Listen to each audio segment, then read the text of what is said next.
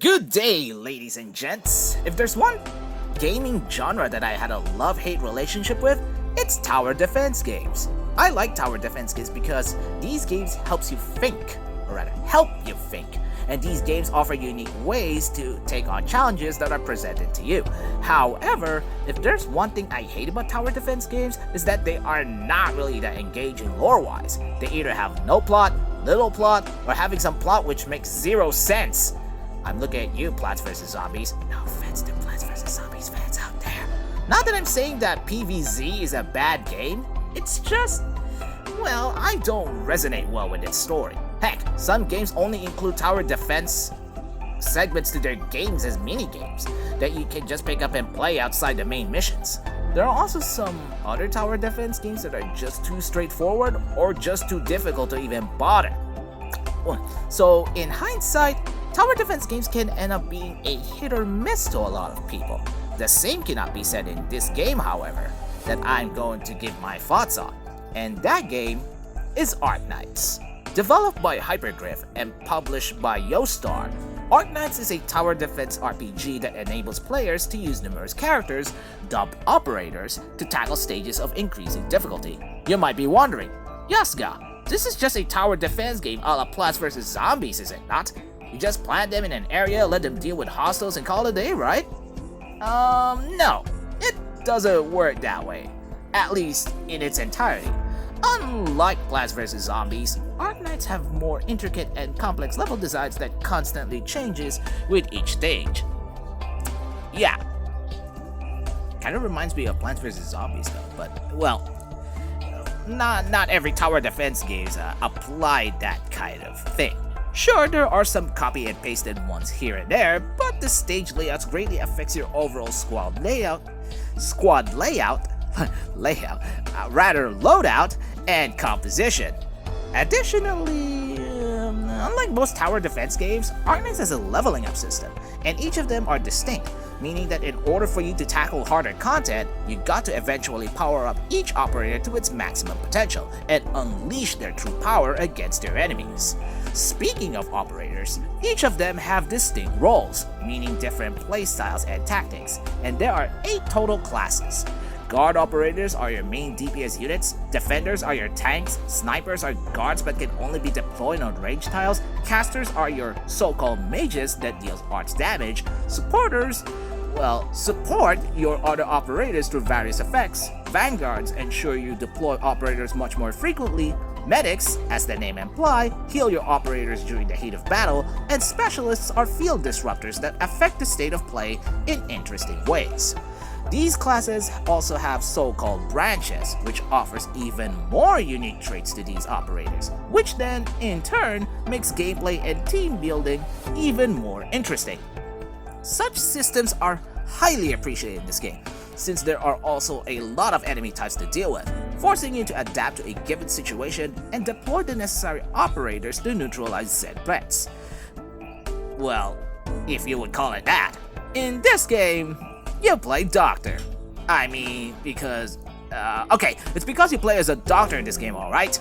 You're the leader of an organization called Rhodes Island Pharmaceuticals, sounded like a real place, mind you, with an aim to treat patients from an in-game disease known as oripathy, a terminal disease caused by the prolonged exposure to a mineral called originium. You're also accompanied by other characters throughout the organization and throughout your travels, including Amiya, who is considered to be the de facto leader of Rhodes Island. Try saying that 10 times fast. Dr. Kaltsit, one of the organization's founding members, and a whole lot more. Yeah, so basically the plot of Arknights is the year 2020, but in video game form. Yeah, you can say that. Sorry for the burps. And a lot more chaotic than it already is. Not because of the disease, but also because of the catastrophes that constantly occur across Terra. The in-game world of Arknights, forcing people to move from place to place as a result, forcing them to live on a nomadic lifestyle. This is especially true for the infected, since they are heavily discriminated in this game to the point of forming an armed uprising known as the Reunion. Am I smelling an Advent Children reference here? And ladies and gents, that's what happens when you are backed into a corner with nothing to lose. a sad reality that hits right at home for a lot of people nowadays. Whoops, I'm being too off topic here. Back to the gameplay. The gameplay consists of your usual tower defense fare, where you need to defend against waves of enemies and prevent them from entering the blue waypoint, or point for some stages. Yeah. Your aim is to make sure no one, and I mean no one, gets past your sights for the best possible score, with 3 icons being the highest rank, 4 if we count some of the special challenges for certain stages. So what is the benefit of killing every enemy? Well, you can get to unlock autoplay for that stage, which makes material farming bearable, if not entirely easy. Arknights offer several other game modes outside of the traditional story mode, and all of them are challenging in their own right. Keep in mind that Arknights is not an easy game by any means. There are the resource stages where you can farm for items such as promotion materials, cash, and base components.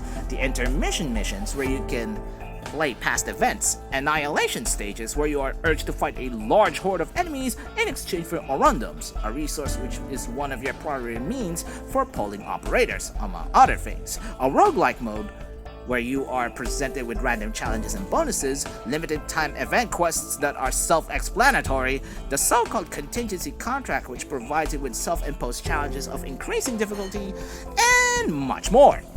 It may seem to be daunting at first, but the amount of content that the game offers to you would also mean that the game showers you with acceptable amounts of resources. Another way to get items is through the base, where your operators can get their R&R. Wait, sure, that is also one way to put it. However, as mentioned before, you can use several facilities around the base to collect items and cash that are important to constantly power up your operators. Like most casual games, however, you can also decorate the base to make it more bearable for the base's inhabitants. So sure, the game offers a lot of ways to get the resources you need to constantly upgrade your units, and that's a good thing. What's not a good thing is the amount of time it will take to get all the stuff you need. The game has a stamina system called Sanity, which is required to do most story and event quests, and once you run out, you cannot proceed. You either use a sanity potion or other related items to fill up lost sanity, pay with Arknights primes, the game's premium currency, to fill it right back up to its maximum value, or wait for hours. I don't suggest using Arknights primes to fill it up. Just use whatever sanity filling items you have and wait out once you already had your fill. It's one way to make sure not everyone is sitting all day playing Arknights, but with a lot of people now focusing on more than just one game, I don't think it's solving anything. In fact, the game's stamina system is just making a band-aid solution to an even more serious problem. But let's get back to the gameplay, and we'll just have to discuss that for another time since it's another can of worms in itself. Another thing that I find at fault is the steep learning curve and skill level that you need in order to survive in this game. The difficulty spectrum of this game ranges from easy peasy lemon squeezing to I'ma wreck your face and there's nothing you can do about it a few chapters afterwards. And for someone like me who is not used to tower defense games, especially ones with RPG elements, Arknights can give you a difficult time. As previously mentioned, it is not an easy game and it will destroy you if you are not ready at all. Also, while the game provides you an in-depth description on your operators' abilities, the game doesn't really provide you with enough information as to what makes them good and how they fully function. A better tutorial system for each operator, while seeming unnecessary due to the sheer number of them in the game, is greatly appreciated, and in my opinion will make the game more approachable for a lot of people. The story has its fair share of positives and negatives. For one, the game tackles important real-life issues such as discrimination, disease, and death, and can leave you with a lot of questions in mind. Arknights is one of those few games that will never back down in making you tense a nerve as to what may happen next. However, this would also mean that the game caters more to a mature audience due to its themes and message. We can even see swearing happening in this game, which, while seemingly realistic, is not entirely child-friendly. I mean, to be fair, the game is not even meant for kids due to its difficulty spikes alone, but still, just wow. The game's visuals and music are very consistent throughout the series. They are kinda dark, gritty, and full of despair. Sure, there are some colorful looking characters and some whimsical tunes here and there, but it doesn't change the fact that the game has a certain visual and musical language that strikes me as both enigmatic and captivating. Well, it's It's hard to explain, to be honest. And it really fits the theme of becoming a savior in a very dilapidated world. Yeah. Nostalgic, don't you think? Oh, and did I mention the collabs are a thing in this game? Collabs, yeah, they are. Yeah. The Rainbow Six one, which is sadly gone, possibly forever, is an example which not only offers an event to look into, but it also gives you the opportunity to headhunt strong operators. So if you ever started at the wrong time, then my condolences. So what are my overall thoughts about Arknights? I can consider Arknights as a masterclass of what makes a tower defense game not just a game, but a journey that you need to go through until the very end. And while I am not entirely consistent with the game, the fact that I praise this game for its story, visuals, music, and even its gameplay is proof that you should pick this game up and try the experience for yourself. It's going to be a ride. That's all I can say about this game, or rather, this experience that I highly recommend. Feel free to leave a like and subscribe to this channel for more content. See you ladies and gents next time. Bye!